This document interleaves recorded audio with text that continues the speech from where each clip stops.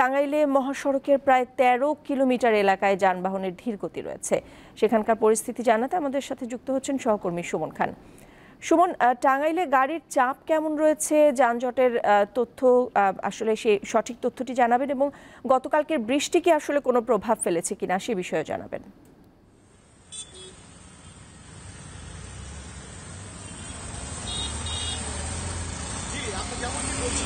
আমি এই মুহূর্তে রয়েছি ঢাকা টাঙ্গাইল বঙ্গবন্ধু মহাসড়ক সকাল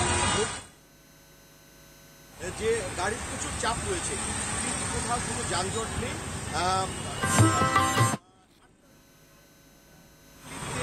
ট্রাক বাহিনী সিমেন্ট এবং বাসের ধাক্কা লেগে উল্টে যায়,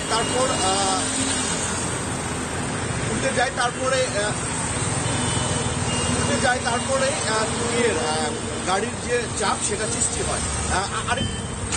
আরেকটি বিষয় লক্ষ্য করা যাচ্ছে যে হাইওয়েতে যে সকাল থেকে ভোর চাপ, একাধিক গাড়ির দুর্ঘটনা এবং কি হচ্ছে বঙ্গবন্ধু টোল আদায়ের একটু ইয়ের কারণেই এই ত্রুটি ঘোরা হয়েছে।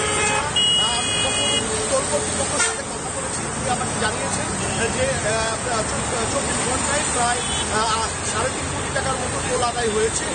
বাজারে পুলিশ মহোদয়ের সাথে আমি কথা বলেছি এক বিষয় যে হাইওয়েতে যে একাধিক গাড়ি যে চাপ রয়েছে, সেই চাপগুলো নিরসন করার জন্য 730 সদস্য রাস্তায় কাজ করছে।